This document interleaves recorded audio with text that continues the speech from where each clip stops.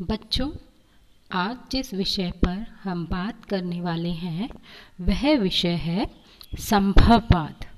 संभववाद जिसे अंग्रेजी में पॉसिबिलिज्म भी कहा जाता है। आपसे पहली क्लास में हमने बात की थी कि मानव और पर्यावरण के बीच जो संबंध पाए जाते हैं उसके संबंध में अलग अलग अवधारणाएं प्रचलित हैं। अलग अलग भूगोलवेताओं ने मानव और पर्यावरण के बीच पाए जाने वाले संबंधों के संबंध में अलग अलग अवधारणाएं प्रतिपादित की हैं। उन्हीं अवधारणाओं में एक अवधारणा है जिसका नाम है संभववाद। अब संभववाद जिसे अंग्रेजी में पॉसिबिलिज्म कहा जाता है, ये विचारधारा क्या है? पर्यावरणवाद की विचारधारा के अंतर्गत यह अनुभव किया गया कि मनुष्य की क्षमताओं को पर्यावरणीय शक्तियां नियंत्रित नहीं कर सकती, वरन मात्र प्रभाव डाल सकती हैं। इस उपागम के अनुसार पर्यावरण के द्वारा कुछ संभावनाएं प्रस्तुत की जाती है और मनुष्य अपनी छांट अर्थात चॉइस के द्वारा उनका उपयोग कर सकता है। अब संभववाद क्या है? संभववाद ये कहता है कि मानव और पर्यावरण के बीच जो संबंध पाए जाते हैं उन संबंधों में प्रकृति मानव को पूर्ण रूप से नियंत्रित नहीं करती। प्रकृति में पाई जाने वाली जो शक्तियां हैं वो मानव को नियंत्रित नहीं करती हैं, वरन प्रभाव जरूर डालती हैं और प्रकृति मानव को संभावनाएं देती है, कुछ उसके लिए पॉसिबिलिटीज प्रस्तुत करती है। अब मानव उसमें अपनी चॉइस के अनुसार अपनी छांट के द्वारा उनका उपयोग कर सकता है। अब ये जो संभववादी विचारधारा है, इस विचारधारा का जन्म और विकास कहाँ हुआ था? फ्रांस में हुआ था। जैसे नियतिवादी विचारधारा का जन्म कहाँ हुआ था? जर्मनी में हुआ था। ठीक वैसे ही संभववादी विचारधारा का जन्म कहाँ हुआ और विकास कहाँ हुआ? फ्रांस में हुआ। इस विचारधारा के जन्मदाता जो थे वो थे फ्रांस के प्रसिद्ध विद्वान विडाल डी ला ब्लाश। उन जन्मदाताओं का नाम क्या था? संभववादी विचारधारा को प्रस्तुत करने वाले जन्मदाता का नाम क्या था? Vidal de la Blache. संभववाद शब्द का सबसे पहले प्रयोग जो था वो ला फैब्रे के द्वारा किया गया था। उनके अनुसार प्राकृतिक वातावरण की अपेक्षा मनुष्य के कार्यों को प्राथमिक स्थान दिया जाना चाहिए। उन्होंने कहा कि मानव प्रकृति द्वारा प्रस्तुत की गई संभावनाओं का स्वामी होता है तथा उनके प्रयोग का निर्णायक होता है। इस संदर्भ में फैब्रे ने लिखा है कि there are no necessities but everywhere possibilities and man is master of possibilities is the judge of their use। अब उन्होंने क्या कहा? मानव का पर्यावरण में वही महत्व है जो अन्य तत्वों का, जैसे कि जलवायु है, वनस्पति है, मृदा है आदि है। उन्होंने ला फैब्रे ने क्या कहा? जैसे पर्यावरण में जलवायु, वनस्पति और मिट्टी का महत्व है, ठीक उसी प्रकार से मानव का भी पर्यावरण में वही महत्व है। मनुष्य सर्वत्र विद्यमान संभावनाओं का स्वामी है। अब मनुष्य क्या है? जो संभावनाएं प्रस्तुत की गई हैं प्रकृति के द्वारा, उन संभावनाओं का क्या है? स्वामी है, जिससे वह अपनी आवश्यक संभावना का चयन अपनी कुशाग्र बुद्धि से करता है। प्रकृति जो उसे संभावनाएं प्रस्तुत करती है, उन संभावनाओं में से वो कौन सी संभावना का चयन करेगा, यह उस मानव की कुशाग्र बुद्धि पर निर्भर करेगा। संभववादी उपागम के जनक ब्लाश ने एक पुस्तक लिखी थी। उस पुस्तक का नाम था मानव भूगोल के सिद्धांत, यानी कि प्रिंसिपल ऑफ ह्यूमन ज्योग्राफी। इस पुस्तक का प्रकाशन 1922 में हुआ था। इस पुस्तक के अंतर्गत ब्लाश ने मानव एवं पर्यावरणों के संबंधों को प्रस्तुत किया था। उनके अनुसार प्रकृति मात्र एक परामर्शदात्री के रूप में है, अर्थात nature is never more than an adviser. उन्होंने कहा कि प्रकृति क्या है? प्रकृति मानव के सामने केवल एक एडवाइजर या सलाहकार है, इससे ज़्यादा कुछ नहीं है। मनुष्य प्रकृति के परामर्श को मानने के लिए बाध्य नहीं है। अर्थात ब्लाश ने क्या कहा कि प्रकृति तो मानव के लिए एक एडवाइजर या सलाहकार से ज़्यादा नहीं है। अब प्रकृति मनुष्य को क्या कर रही है? सलाह दे रही है, परंतु मनुष्य उस परामर्श को मानने के लिए बाध्य नहीं है। वह चाहे तो माने, वह चाहे तो ना माने। वह प्रकृति में अपनी आवश्यकताओं की पूर्ति हेतु आवश्यक अनुकूलन करके परिवर्तित करने की क्षमता रखता है। अब ब्लाश ने क्या कहा कि प्रकृति तो एक एडवाइजर है मनुष्य के लिए। अब उसने तो सलाह दी है, अब उस परामर्श को मनुष्य मानने के लिए बाध्य नहीं है। अब मनुष्य की जो आवश्यकताएं, उन आवश्यकताओं को ध्यान में रखते हुए मनुष्य अनुकूलन भी कर सकता है प्रकृति के साथ, और चाहे तो प्रकृति में परिवर्तन करने की भी वह क्षमता रखता है। अर्थात वह प्रकृति में परिवर्तन भी कर सकता है। पर्यावरणीय कारक मानव को प्रभावित नहीं करते हैं।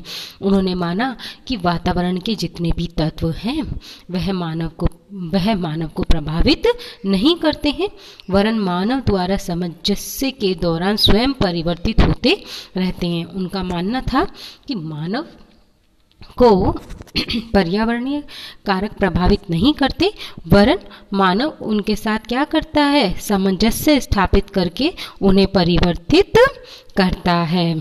ब्लाश ने मानवीय शक्ति, ज्ञान, कौशल, बौद्धिकता को मद्देनजर रखते हुए पर्यावरणीय नियंत्रण के स्थान पर मात्र प्रभाव माना है, जिसे मानवीय क्रियाएं अवरुद्ध नहीं होती। अब ब्लाश ने क्या माना कि मानव के पास जो शक्ति है, जो ज्ञान है, कौशल है, बौद्धिकता है, वह सब जो है पर्यावरणीय नियंत्रण के स्थान पर मात्र प्रभाव माना है, मानवीय क्रियाएं अवरुद्ध नहीं होती हैं। ब्लाश ने क्या माना है कि मानव का ज्ञान, बुद्धि, कौशल जो है उसे पर्यावरण नियंत्रित नहीं करता है, और ना ही इस पर्यावरण के द्वारा मानव की क्रियाएं ही अवरुद्ध होती हैं। ब्लाश मानव को एक ऐसा भौगोलिक कारक मानता है जो कर्म प्रधान है, एक्टिव है, और कृत प्रधान, पैसिव, दोनों ही है। ठीक है।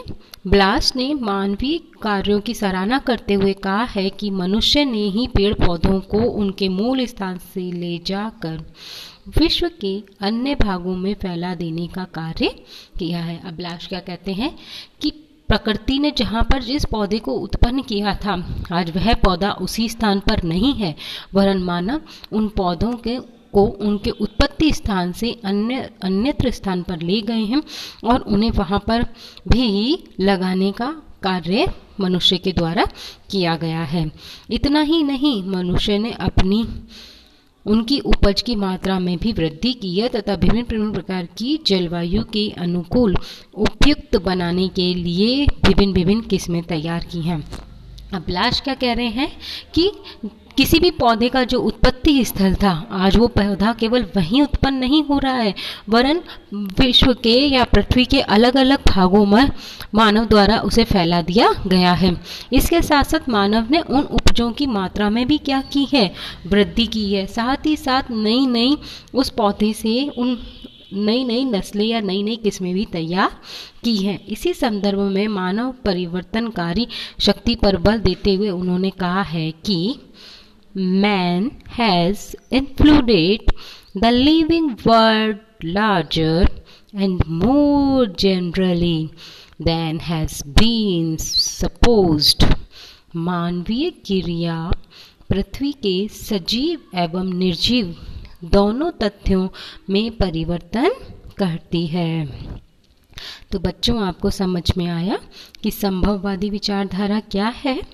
जैसे हमने नियतिवाद की विचारधारा को समझा था, उसमें उस विचारधारा को देने वाले विद्वानों ने ये माना था कि मानव और पर्यावरण शक्तिशाली है और मानव उसके अधीन है। इसके विपरीत जो दूसरी विचारधारा है वह है संभववादी विचारधारा, और इस संभववादी विचारधारा का जन्म फ्रांस में हुआ। ब्लाश ने इस विचारधारा को सबसे पहले जन्म दिया।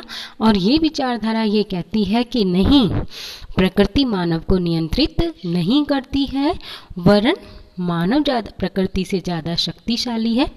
प्रकृति और मानव में मानव कुशाग्र बुद्धि है, इसीलिए मानव प्रकृति में क्या कर सकता है, अपनी आवश्यकताओं की पूर्ति करने के लिए अनुकूलन भी स्थापित कर सकता है और प्रकृति को परिवर्तित करने की क्षमता भी मानव रखता है।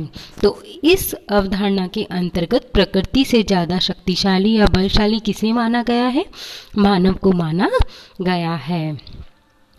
अब इसमें ये बताया गया है, जैसे अगर हम संभववादी विचारधारा को देखें तो हम क्या कह सकते हैं कि संभववादी विचारधारा की अगर हम बात करते हैं तो इसका मतलब ये है कि इस विचारधारा के अंतर्गत मानव प्रकृति से अधिक शक्तिशाली है। जैसे अगर हम हमारे लाइफ में देखें तो आदिकाल का मानव तो जंगलों में रहता था, लेकिन जैसे जैसे सभ्यता का विकास हुआ वैसे वैसे मानव ने क्या किया, प्रकृति द्वारा दी जाने वाली चुनौतियों पर नियंत्रण स्थापित किया। आज सर्दी, गर्मी, बारिश का मानव पर कोई असर नहीं होता, क्योंकि मानव ने क्या किया है, पक्के और स्थायी निवासों का निर्माण कर लिया है।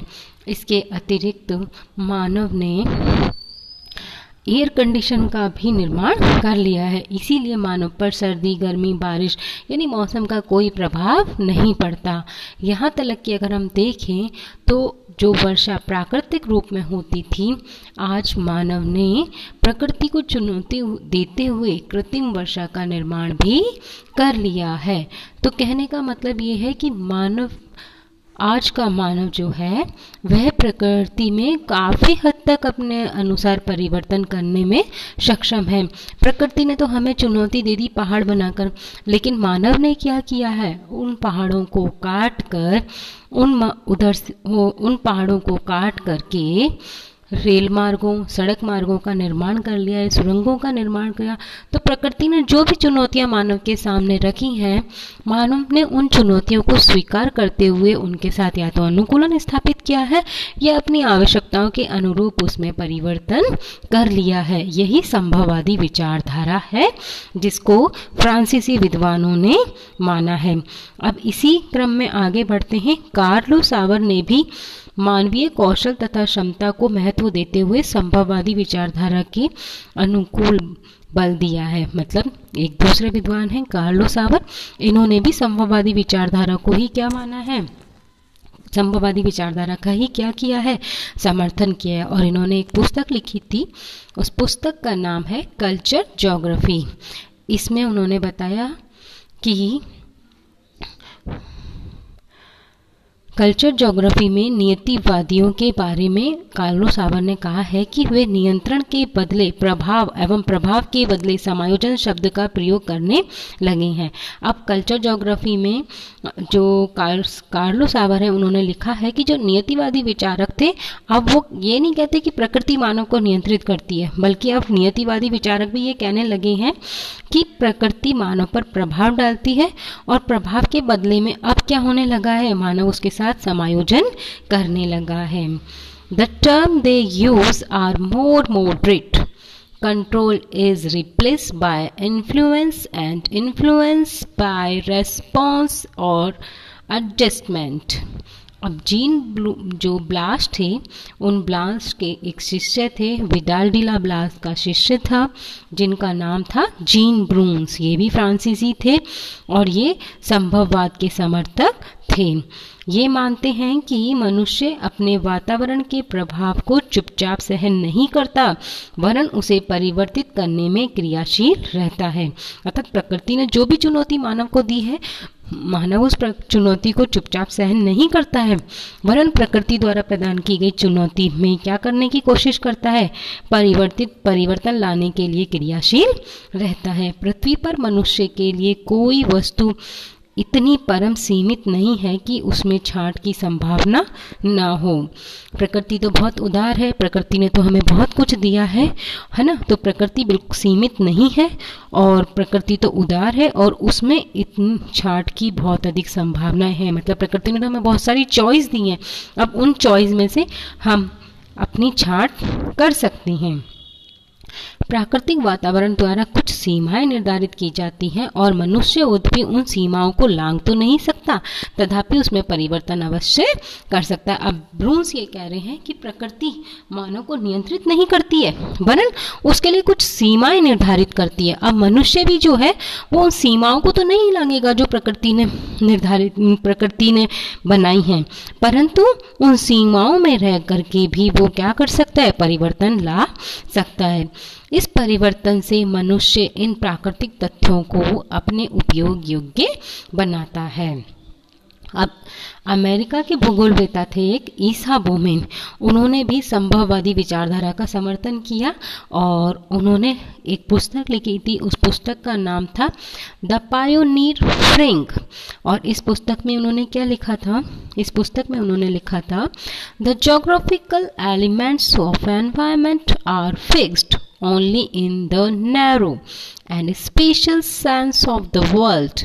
The moment we give them human associations, they are changeful as humanity itself. अब बोमेन जो थे, ईसा बोमेन के अनुसार चिंतन एवं विचारधारा का मानव सभ्यता के उत्थान एवं पतन से गहरा संबंध है, उन्होंने ऐसा माना था। उसके बाद दूसरे विद्वान हुए जर्मन के हीगल, वो एक दार्शनिक विद्वान थे। उन्होंने पर्यावरणीय निश्चयवाद विचारधारा का इतना ऋणात्मक प्रभाव पड़ा कि उन्होंने यह कह दिया कि मेरे सामने वातावरण निश्चयवाद की बात मत करो। जहाँ पहले यूनानी लोग निवास करते थे, अब वहाँ तुर्क रहते हैं। यही तथ्य इस मामले को समायोजित कर देता है। हीगल ने कहा कि नियतिवादी विचारधारा का मेरे ऊपर इतना ऋणात्मक प्रभाव नहीं पड़ता है, बल्कि उन्होंने कहा कि निश्चयवाद की बात तो मेरे सामने बिल्कुल करो ही मत, क्योंकि प्रकृति मानव को पूर्ण रूप से नियंत्रित नहीं करती है, वरन मानव प्रकृति के अनुसार परिवर्तन कर सकता है।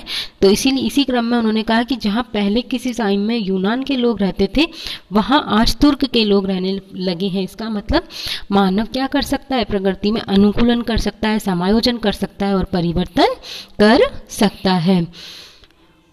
उसके बाद डिमाजिया एक भूगोलवेत्ता थे। इन्होंने भी मानव को सर्वोपरि मानते हुए बताया कि मानव द्वारा वातावरण के परिवर्तन महत्वपूर्ण हैं। उनके अनुसार मानव ने संचार के साधनों द्वारा, पाताल तोड़ कुओं तथा नदियों के नियंत्रण द्वारा, मानवीय भोजन के लिए नए पौधों के विकास द्वारा वातावरण में परिवर्तन कर दिए। इन्होंने भी ये माना कि मानव ने अपनी आवश्यकताओं के लिए प्रकृति में काफ़ी हद तक परिवर्तन कर दिए हैं।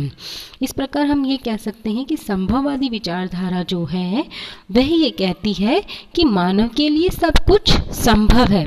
मानव प्रकृति के अधीन या मानव प्रकृति का दास नहीं है, वरन मानव जो है वो अपनी क्षमता, अपनी योग्यता, अपने बुद्धि, अपने विवेक के अनुसार प्रकृति में परिवर्तन कर सकता है, प्रकृति के साथ अनुकूलन कर सकता है, प्रकृति के अंदर अनुसार समायोजन कर सकता है। और इनका मानना यह है कि प्रकृति तो हमें संभावना प्रस्तुत करती है और प्रकृति इतनी उदार है कि हमें सीमित नहीं, असीमित संभावनाएं प्रस्तुत करती है और उन असीमित संभावनाओं में से मानव अपनी छांट के द्वारा, अपनी आवश्यकता के द्वारा, अपनी छांट द्वारा उन संभावनाओं का चयन करता है। तो संभववादी विचारधारा ये मानती है कि प्रकृति मानव को नियंत्रित नहीं करती, वरन मानव अपने अनुसार प्रकृति में परिवर्तन करने की क्षमता रखता है। अब ये थी संभववादी विचारधारा जिसे फ्रांस के विद्वानों ने प्रस्तुत किया था। इस विचारधारा का जन्म भी फ्रांस में हुआ था। इसके जो मुख्य समर्थक थे वो थे ब्लाश, फैब्रे, ब्रून्स, कार्लो सावर, हीगल, ईसा बोमेन और डिमाजिया। अब ये थी संभववादी विचारधारा कि मानव के लिए सब कुछ संभव है। जहाँ बारिश नहीं हो सकती, आज का मानव वहाँ बारिश कर सकता है। जहाँ रेल मार्ग, सड़क मार्ग नहीं बन सकते, पहाड़ थे, वहाँ मानव रेल मार्ग, सड़क मार्ग, आवास बना सकता है। आज का मानव पहाड़ों पर सीढ़ियाँ बनाकर सीढ़ी नुमा खेती कर सकता है। तो आज का जो मानव है वो प्रकृति में अपने अनुसार परिवर्तन करने की क्षमता रखता है। ये संभववादी विचारधारा थी। अब इस संभववादी विचारधारा की आलोचना कि अब ये जो विचारधारा है, इस विचारधारा की आलोचना क्या है। मनुष्य अपने पर्यावरण के प्रभावों से कभी भी पूर्ण रूप से स्वतंत्र नहीं रह सकता। अगर हम देखें तो मनुष्य पर्यावरण से कभी भी पूर्ण रूप से स्वतंत्र नहीं रह सकता। Man can never entirely rid themselves whatever they do of the whole their environment has on them। अब कहने का मतलब क्या है कि हमने तो ये माना संभववादी विचारधारा में कि मनुष्य पर्यावरण के प्रभावों से मुक्त रह सकता है, परिवर्तन कर सकता है, समायोजन कर सकता है, परंतु वास्तव में हम देखें तो मानव पर्यावरण के प्रभावों से पूर्ण रूप से स्वतंत्र नहीं रह सकता है। संभववादी प्राकृतिक शक्तियों को नगण्य समझने लगे थे, लेकिन सैंपुल का कथन इस संदर्भ में उपयुक्त सिद्ध होता है कि मनुष्य अपने विषय का कोलाहल करता है, जबकि प्रकृति अपना कार्य मौन रहकर करती है। लेकिन वर्तमान समय में प्रकृति भी मानवीय क्रियाओं को सहन करने की सीमा लांघ चुकी है, अतः यह प्रभाव बड़ी आवाज के साथ प्रकट हो रहे हैं। तो बच्चों आई बात समझ में कि सैंपल ने क्या कहा कि मनुष्य तो अपने काम का शोर मचाता है, लेकिन प्रकृति क्या रहती है, शांत रहती है। लेकिन अब मानव द्वारा जो प्रकृति के साथ परिवर्तन किए जा रहे हैं तो प्रकृति भी अब उसको सहन नहीं कर पा रही है। जैसे आज के संदर्भ में हम देखें तो एक छोटा सा वायरस है जिसका नाम है कोरोना, लेकिन आज इस कोरोना ने पृथ्वी रूपी ग्रह को पूर्ण रूप से हिला दिया है। विश्व के सभी देश आज इस महामारी से लड़ रहे हैं। तो अगर हम माने संभववादी विचारधारा को तो आज तक हम इस बीमारी के लिए कोई वैक्सीन नहीं बना पाए हैं। तो इसका मतलब क्या हुआ, प्रकृति ने हमारे सामने चुनौती रखी है और मानव को क्या करना पड़ रहा है, उस चुनौती के सामने घुटने टेकने पड़ रहे हैं। इसी प्रकार अगर हम देखें तो मानव ने विकास इतना ज़्यादा कर लिया है कि उस विकास के अनेक दुष्परिणाम हमारे सामने आ रहे हैं। तापमान में वृद्धि हो रही है जिसके कारण ओजोन परत का क्षय हो रहा है, ग्लोबल वार्मिंग जैसी समस्याएं उत्पन्न हो रही हैं। तो मानव ने जो प्रकृति के साथ छेड़छाड़ की है उसी का दुष्परिणाम है कि टेम्परेचर बढ़ रहा है, ग्लोबल वार्मिंग हो रही है, ओजोन का डिप्लेशन हो रहा है।